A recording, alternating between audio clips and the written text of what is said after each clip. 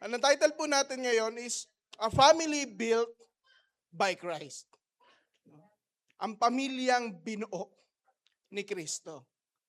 Naalala ko tuloy yung, anong tawag doon sa ginawang kanta? Yung ang pamilyang to.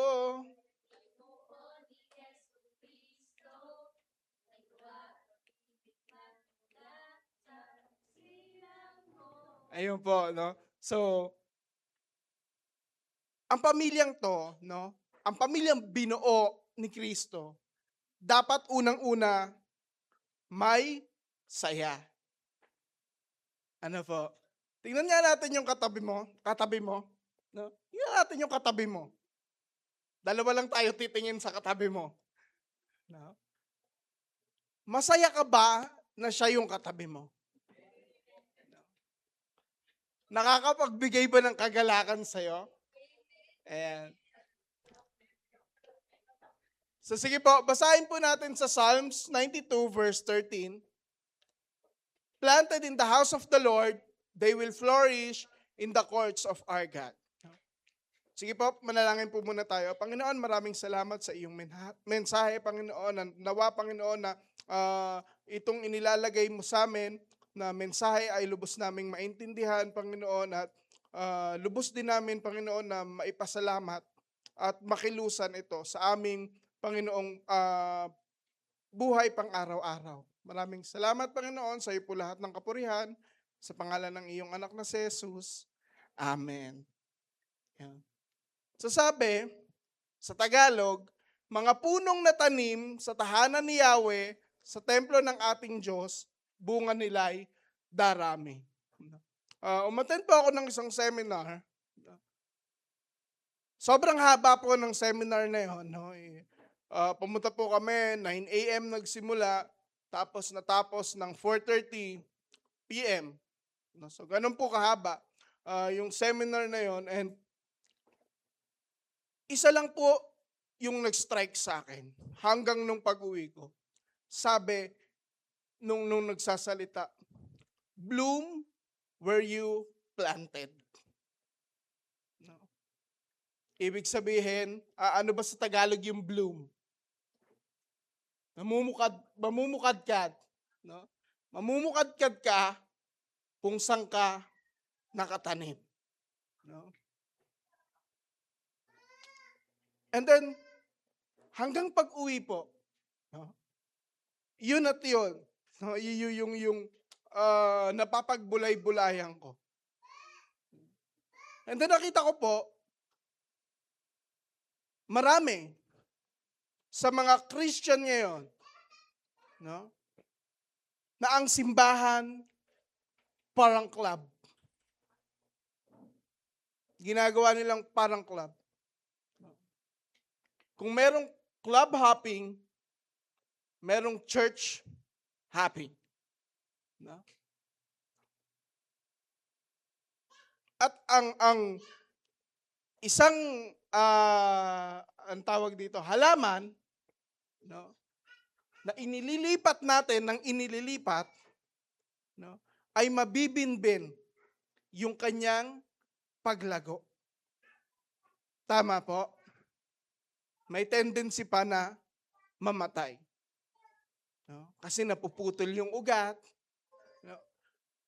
And, nung pag-uwi ko po, no, dun sa nakuha ko na message na yun, no?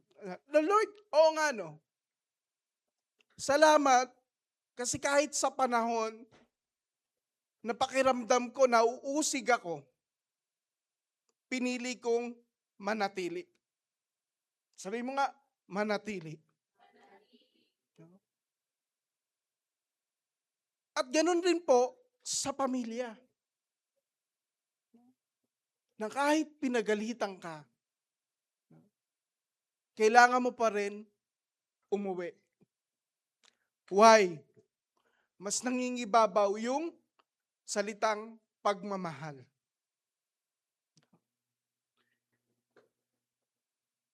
So sabi po dito, mga punong natanim sa tahanan ni Yahweh, sa templo ng ating Diyos, bunga nila'y darami. No? So alam po natin ngayon, nasaan tayo? templo ng Diyos.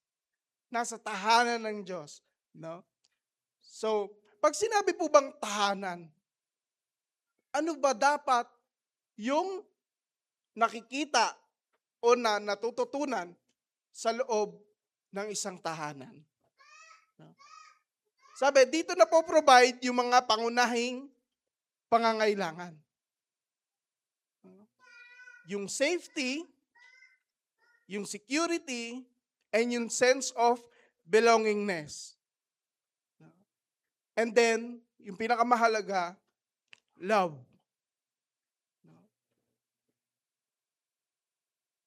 At sa amin pong meeting, no, lagi ko pong sinasabi na kailangan tayong mga leader, mas tayo yung naglilingkod. Kung sino yung mas nakakakilala sa Panginoon, dapat siya yung mas maayos, mas matino yung pag-iisip. Why? Baliktad po ang ino-offer ng mundo sa sinasabi o sa pinagagawa ng Panginoon. Sa mundo, pag leader ka, sitting pretty ka na lang and you can command. Pero pag ikaw po ay tinawag ng Panginoon na mag-lead, no, ng mga tao, ikaw po dapat yung nangunguna na maglingkod po para sa kanila. Hindi kasi puro utos. No? And minsan, yung gawaing makamundo, yung pananaw ng makamundo, na-adapt natin sa ating pangunguna, sa ating leadership, no, na ipinagkatiwala ng Panginoon. Dahil sa ayaw mong kumilos, iuutos mo na lang. Pero sa'yo unang binaba. No? At dapat bilang mas nakakatanda sa pananampalataya, mas nakikita sa atin, no, yung example ng pagiging masunurin. Sabihin mo nga sa katabi mo, masunurin. Dahil pag hindi po tayo naging masunurin, hindi natin kayang magpasakop. O yung tinatawag na submission. Sabi po dito, every child of God kailangan din ng tahanan na kung saan makakasama niya ang kanyang mga spiritual family. Kaya po pala every Sunday nagkakatipon-tipon tayo, no, sa tahanan ng Diyos. No? Para dito nila maramdaman yung mapasigla o matulungan sa buhay pananampalataya. Mapalakas, mapahalagahan, mahalin at maitama. Magbago, pag-iisip, at pamumuhay. No? So yung po pala, no, yung dapat nangyayari sa loob ng tahanan ng Diyos. No? Nakakapagpalakas po tayo, no, sa bawat isa. Hindi natin alam na yung palang katabi natin, medyo mabigat yung kanyang pasan-pasan. No? And you know what? Minsan yung simpleng pagngiti, pagbati mo sa tao, pagtapik mo sa balikat, nagiging pagpapala ka na sa kanya. What more kung may lumabas pa sa bibig mo, no, na salita na nagbibigay buhay, no, which is the Word of God. Maganda sa pakiramdam na pag tayo may problema, laging nakakarinig tayo ng payo. Tama po? No? Pero ikaw na may problema, kahit na anong marinig mong payo, minsan sarili mo lang din yung nasusunod. Tama? Kasi walang dating. Naiisip mong tama pero walang dating. Kaya nga, as a follower of Christ, as a child of Christ, kailangan yung daladala nating payo, yung daladala nating salita, is yung salitang nagbibigay buhay. Nagbibigay pag-asa. Dahil yun po, yung pinagagawa sa atin ng Panginoon. No? Hindi natin trabaho na magbago ng buhay ng iba. Ang trabaho mo lang, no, dalin yung mensahe na binibigay sa iyo ng Panginoon. And pag-usapan po natin yung salitang simbahan o church. Yan. Sabi po dito, hindi lang ito yung building na pinupuntahan natin tuwing linggo. Ito ay nangangahulugan din ng pamilyang nagmamahal sa Panginoon at nagpapakita ng pagmamahal sa isa't isa. No? So yung church po pala, hindi lang siya yung tinatawag natin na building o yung sanctuary, no? Mismong sarili natin, no? Ay church, no? You are the church. We are the church. Ano po? Dahil tinatahanan, no, na ginagawang tahanan ni Kristo, no, ang ating mga puso. At pag pinag-usapan po ang salitang tahanan, ito ay binubuo ng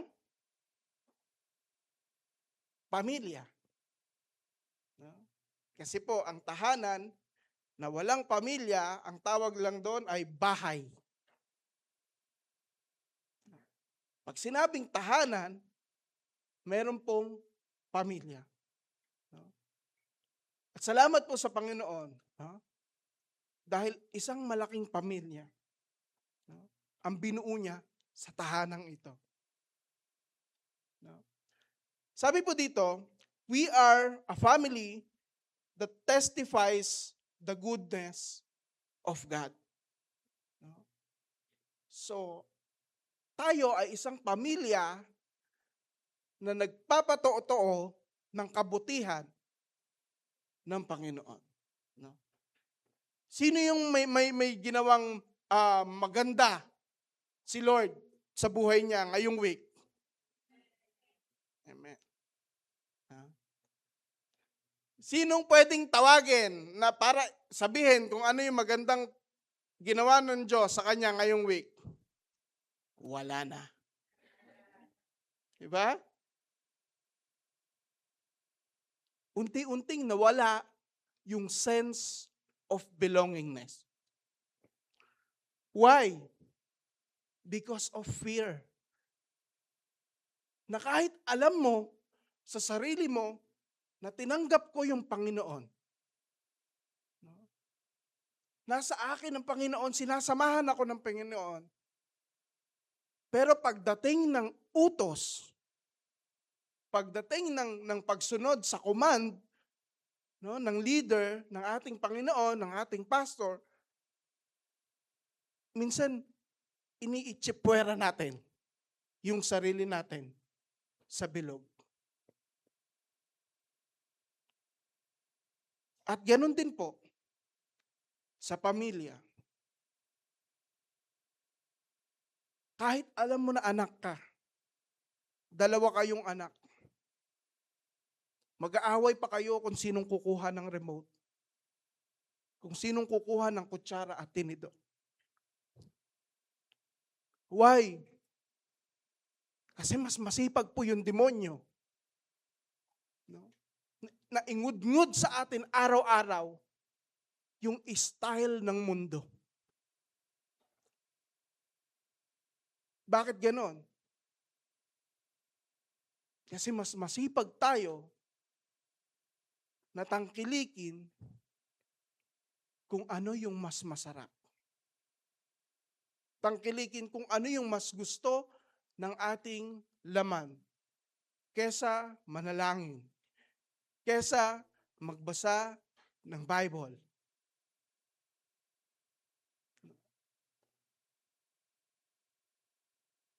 At kaya hindi natin, no, maipatotoo yung kabutihan ng Diyos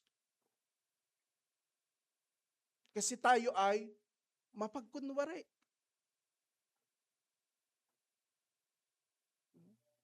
Kapag po ang Diyos may ginawang bagay na talagang nabibless ka, hindi mo kikimkimin. Kayang-kaya mong ipagsigawan. Why? Nagkaroon ng miracle. No?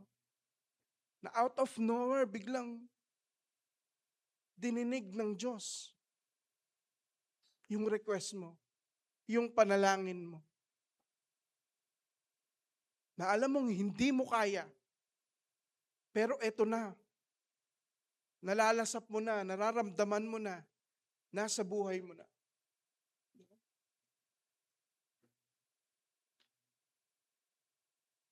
Malayang pagpapatotoo sa ginawa ng Diyos sa ating buhay na hindi tayo nakakaramdam ng panghahamak at panlalait. Minsan, ito yung kinakatakot ng iba kung bakit hindi nila kayang ibahagi yung ginawa ng Diyos sa buhay nila. Why? Kasi naranasan nila na nung nagpatotoo sila, no, mas may nangyaring mas maganda na halos katulad, no, yung kasama niya. Na to the point na parang tinabunan na yung kanyang patotoo. And minsan, yung kanyang patotoo na sinabi, minsan nagagamit laban sa kanya.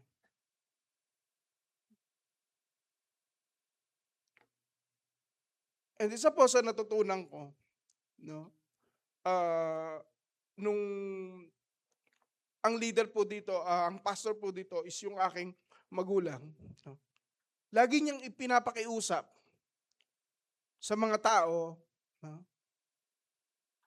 na wag niyong susumbatan o sasabihan yung mga anak ng pastor na anak ka pa naman ng pastor. Anak ka pa naman ng leader sa church. No? Hindi po nila kasalanan yon. Tama po. No? Ang sinasabi, no, ng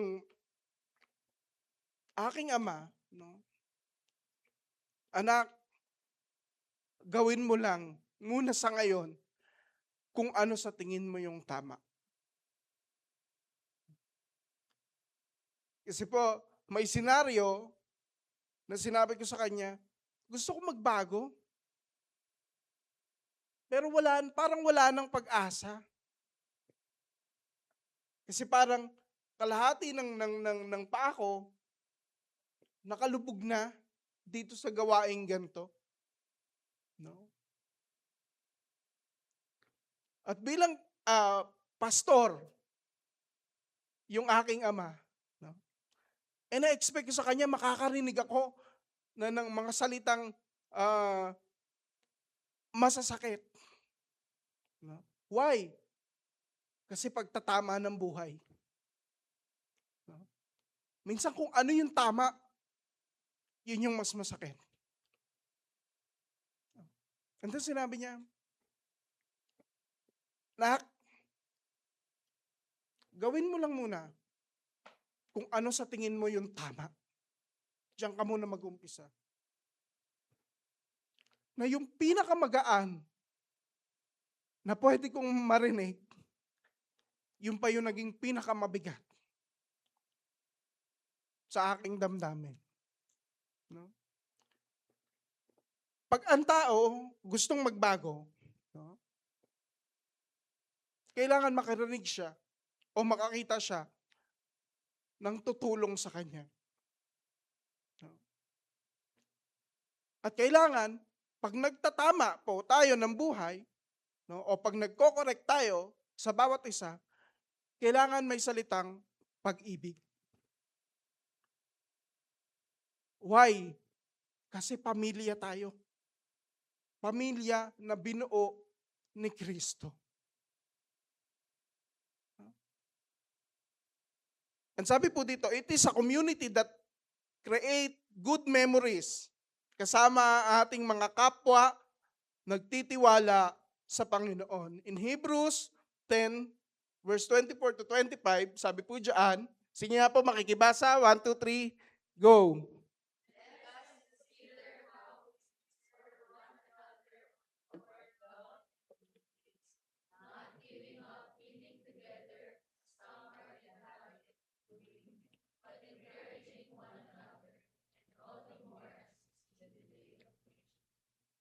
Yan.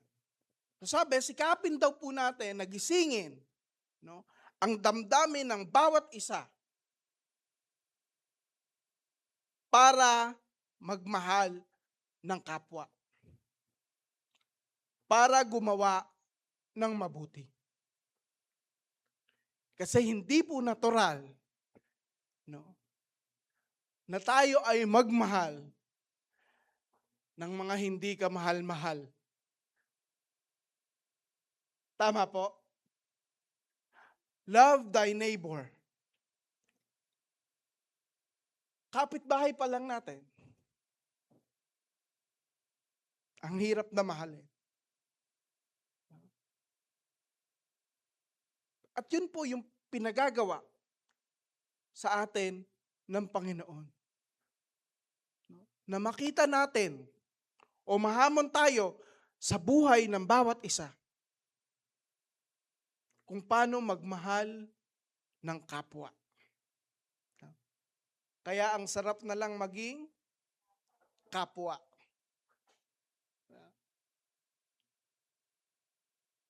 At bilang pamilya na binuo ni Kristo, kailangan hindi tayo yung nagbibigay ng sama ng loob sa bawat isa. Kailangan maayos nating nababantayan o nagagwardyahan, no, yung ating tinatawag na emosyon. Lalo pagkaharap ang ating mga kapatid o kapwa lingkod ng Diyos.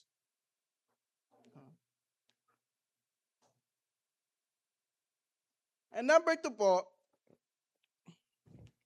we are a family that truly worship God. We worship God through singing praises. No? Ang sarap po, no, ng first part ng ating service, no, na magbigay papuri, pagsamba sa Panginoon. And actually, yun yung best part na dapat pinupuntahan natin. The best part is the first part. Kasi ito yung time, no, na dadakilain natin yung Panginoon. Bago tayo mapakain. Tama po. Ito pong word time, no? Ito po yung tinatawag na feeding time ng Panginoon para sa atin. No? And the best part is yung may honor muna natin. Kung gaano kadakila yung Diyos na pinaniniwalaan natin. No? Na may offer muna natin yung buong-buong tayo sa harapan niya. Psalms 33 verse 3, sing to Him a new song, play skillfully, and shout for joy. No? Ano yung kanta kanina? Yung umindak, anong una nun? Pumalakpak. No? Sabay-sabay naman talaga lahat eh. Umindak, wala na. No? Lalo yun lumundag. Wala nang lumundag. at sumigaw. Ano dapat niya isisigaw? Hallelujah. No? Hindi natin magawa na isigaw. Why? Hindi kasi nag-uumapaw yung kasiyahan natin na magbigay papuri sa Panginoon. Why? No? Ang naririnig natin, uy, sumisemplang yung drummer. No? Masyadong mabilis yung drummer. Hinahabol ni worship leader yung beat. Kasi hawak ni drummer ang beat. Kaya pilit hinahabol, no? Ni worship leader. No? Doon na tayo nakafocus. Hindi na tayo nakafocus sa kung ano yung dapat ginagawa natin sa oras na yon. Which is magbigay papuri, pagsamba sa Panginoon. No? And sa araw-araw po na pamumuhay natin, kailangan yon at yon ang ginagawa natin. Para mapagtagumpayan yung tinatawag na distraction. Laging may distraction. Kasi ayaw ng kaaway na magkaroon tayo ng focus pagdating sa pag-o-offer natin ng buhay natin sa Panginoon.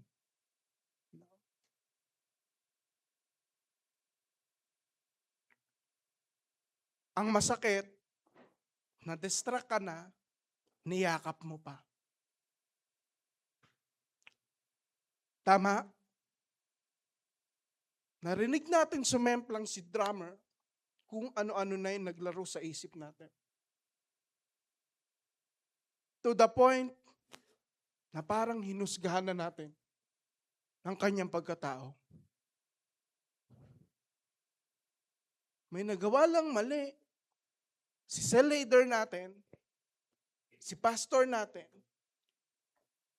para bang ang dumi-dumi na niya?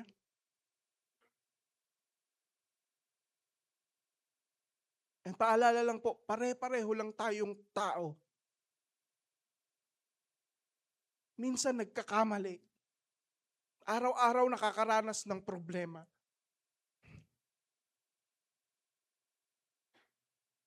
Na instead, magsilipan tayo sa pagkakamali, why not magtulungan tayo? Why? Because we are a family. No? Na binuo ni Kristo. Naalala ko tuloy yung ginawa ng bubble gang. Ewan ko po kung napanood nyo. No? Na ang term nila, cell group. No? Kapatid, mag-cell group na tayo. No? Hanggang sa nagtanungan, sinong wala, sinong absent. No? Si kapatid na ganito, absent. No? At ang term po nila na ginamit, ipanalangin natin si kapatid na ganito. Dahil alam nyo po ba, kaya po siya wala, kasi siya ay sumama sa ibang pamilya. Bumuo ng ibang pamilya. Sabi pa nung isang kapatid doon, oo nga kapatid, balita ko nga, binugbog muna niya yung asawa niya bago siya umalis ng bahay. No? Ang term cell group. No? Pero buhay na buhay ang chismis. No? Sa loob ng tinatawag nyo na Bible study. Na instead Bible, no, yung Word of God, yung pinaka-focus ng ating pagtitipon, no, nakatuon tayo sa buhay o pamumuhay ng iba.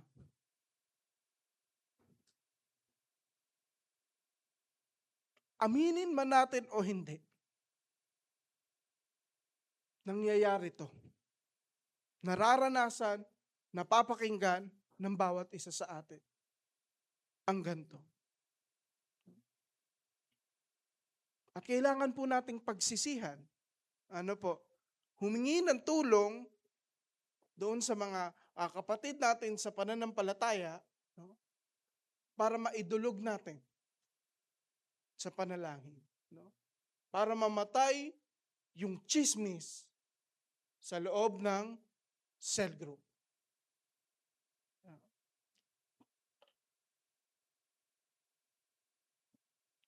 We worship God by loving and by living the Word. So yung loving and by living the Word. No? Mahal natin yung kanyang salita at ipinamumuhay natin. No? It is an act of worship.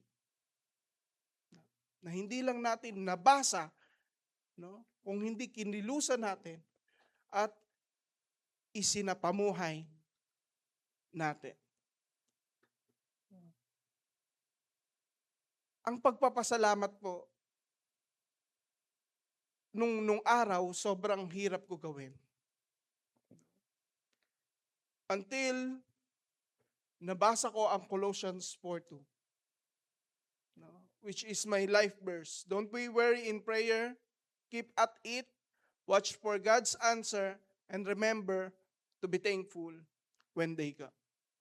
No? Dapat ina-analyze po natin mabuti yung ating ipinapanalangin sa Panginoon para araw-araw tayong nakakapagbigay pasasalamat sa Kanya. Ano po yung meaning po nung sinasabi niyong i-analyze yung prayer? Nag-pray po ako, Lord, sobrang ikli ng aking pasensya. Pahabain mo to, Lord. Tulungan mo ako, humaba man lang yung aking pasensya. No? Then, naging cell member ko po, si Master. Naging cell member ko, si Christian. Si Rayjan. No? Etong tatlo po, no, magkakaiba sila ng ugali. Pero hindi po sila nag-aaway-away. Magkakaiba lang po talaga ng ugali. Merong isang masalita, no, na very aggressive, no? Yung kanyang pagsasabi ng kanyang nararamdaman, ng kanyang nasa isip. Meron naman isa na medyo tahimik. Tapos bigla na lang iiyak. No? Merong isa, bibilang ka muna ng buwan bago sumunod doon sa pinag-usapan nyo. No? No? At doon ko po naintindihan, no, na tinugon ng Diyos ang aking panalangin. Nabigyan ako ng mahabang pasensya. Lord, gusto ko po maging mabait. Pinadala yung mga dati kong kaibigan. Na kung ano-ano yung mga daladala na lang issue sa buhay. And thankful po ako. Kasi ngayon, hindi na ako naiimbitahan para sa isang bilog na merong tanghero. Ngayon po, pag nag-imbita sila para ipag-pray yung kanilang pamilya o para mag-pray sa isang liga. No?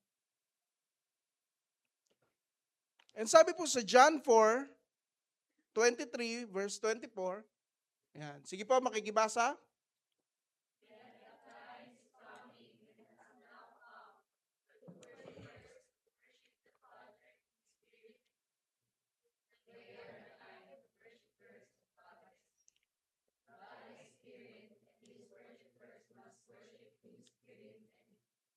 Ano sabi po dyan? Naghahanap ang Diyos ng mga totoong sumasamba sa Kanya. No? Pag kaya sumilip ang Panginoon mula sa kalangitan, no? Makita kaya ako? Makita kaya tayo? Sabi diyan, God is spirit, and those who worship Him must worship in spirit and in truth. No? Katotohanan. No? Pag nagbibigay po tayo ng pagsamba sa Panginoon, may nakausap po ako eh. Hindi ko lang alam kung sino. No? Pero yung mai-appreciate mo, yung gawa ng Diyos, is an act of worship. No? Hala, ang galing, hindi naman mahangin, pero yung puno sumasayaw. No? Ang ganda ng mga kulay, no, na nilagay ng Diyos sa mga ibon. Act of worship po. Ma-appreciate natin yung nilikha niya. At sabi, yung pagiging totoo. No? Pagiging totoo natin sa Kanya is an act of worship. No? And during the praise and worship, minsan hindi tayo nagfo-focus sa Diyos. We are focusing on religion. Ano po yung sinasabi natin, no? Tumataas ka ng kamay dahil nakikita mo sa iba. Lumuluhod ka dahil nakikita mo sa iba. Yun yung ginagawa. Bumubuka-buka yung bibig mo kunyari dahil nakikita mo sa iba. Pero ang totoo, wala ka namang sinasabi. Why? Because nakafocus tayo sa religion, hindi sa Diyos. Dapat mas mahal natin ang Diyos kaysa sa ating relihiyon.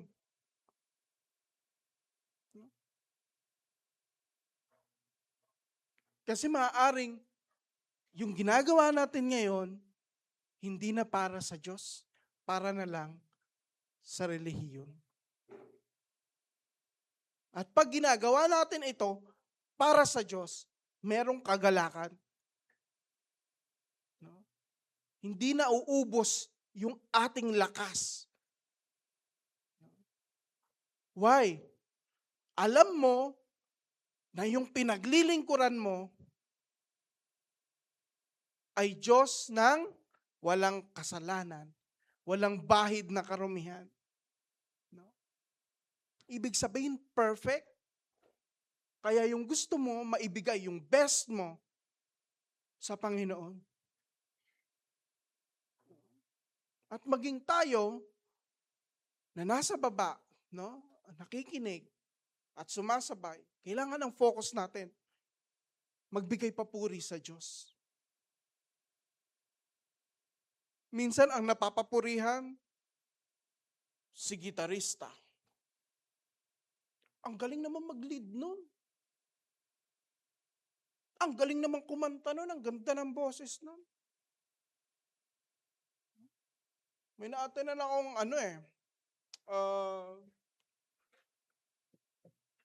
hindi ko lang maalala yung pinaka-title nung event nila, pero ano po siya, pinagsama-sama ng mga musician, no, worship team, no, sa church.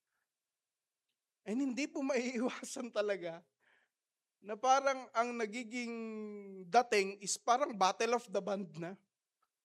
No? Sino po yung naka-attend sa ganon? No? Parang nagiging battle of the band na. To the point na nakakita ako ng isang drummer, no, na isang worship team, na ang ganda ng na-execute niya na fill-in, tapos yung nasa baba, nakataas ng kamay, biglang gumanto,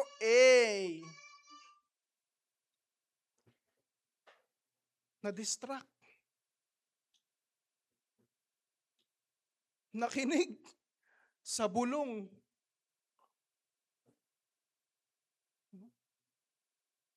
Ginawa ko lang pong example yon. Pero most of the time, tayo rin yun. Na hindi na natin nakikita yung sarili natin na ang kaharap ay ang Diyos. Isang paraan ng pagsamba sa Panginoon ay sa pamamagitan ng ating pagsunod sa Kanyang salita. No? Obedience. No? Yun po yung sinasabi ko kanina. No? Pag hindi natin na-practice ang pagsunod, mas lalong hindi natin kayang magpasakop. Ang sumunod, sobrang dali. Pero bakit ka namimili?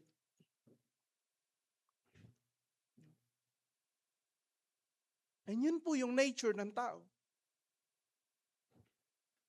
Pag alam niya na hindi niya kaya, iba na lang po. Why? Hindi buhay sa kanya na sinasamahan siya ni Kristo. Sinasamahan siya ng Diyos. We worship God by presenting our life to Christ as holy and acceptable. Makikibasa po ulit sa Romans 12 verse 1 to 2. Ayan. 1, 2, 3, go. Therefore,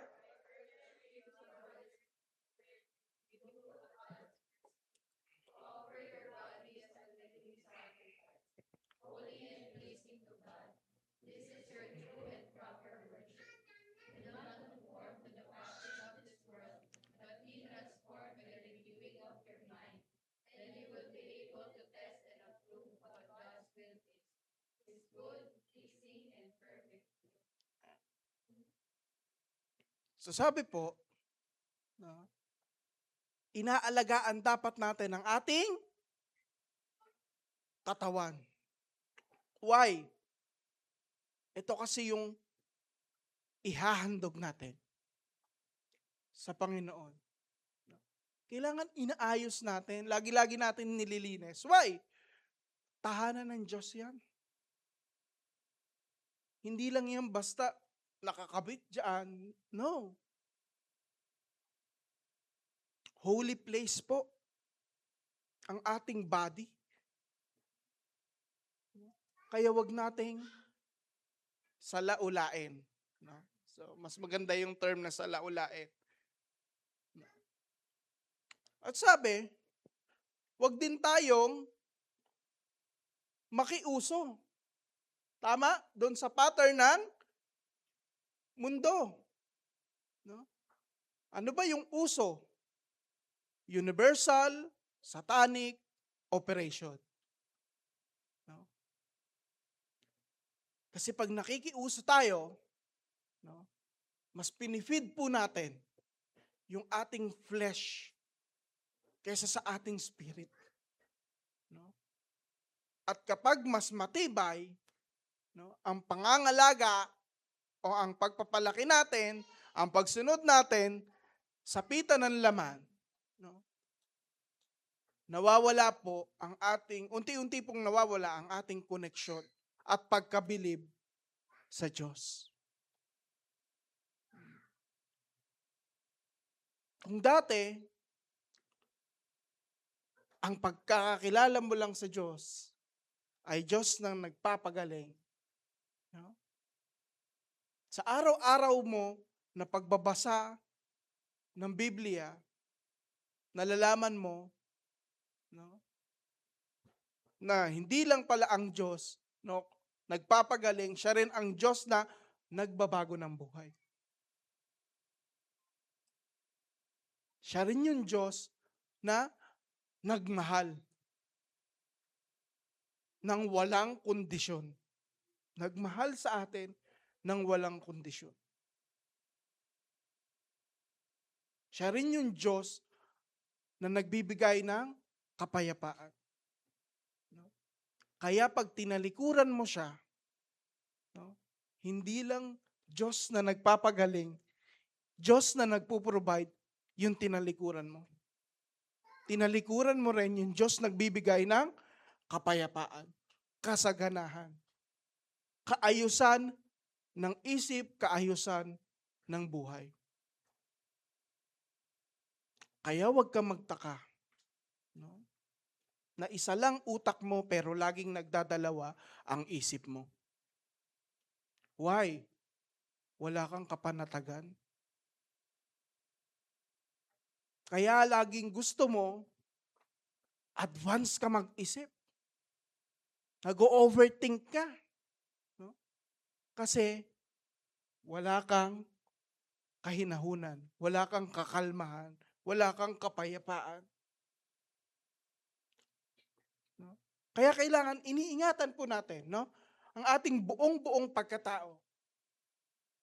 Dahil lalo-lalo po ang katawan natin kasi ito ang tahanan ng Diyos. And lastly po, we are a family that serves one another. So pinaglilingkuran natin ang bawat isa. Sabi sa John 13, verse 34 to 35, a new command I give you, love one another as I have loved you. So you must love one another. By this, everyone will know that you are my disciples if you love one another. No? So, tingnan nga natin yung katabi natin. Yan. Kamahal-mahal ba?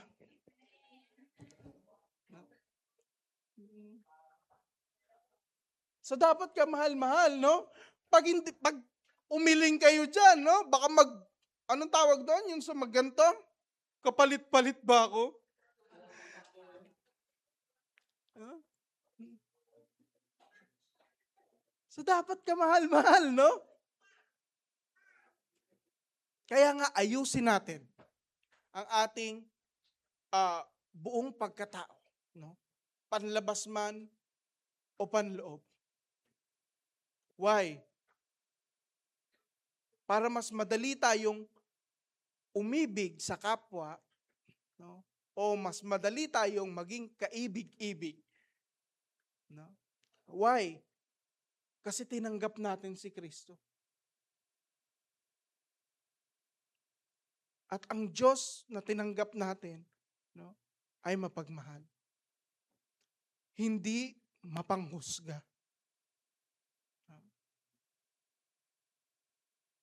So ngayon po, may gagawin tayo. Yan.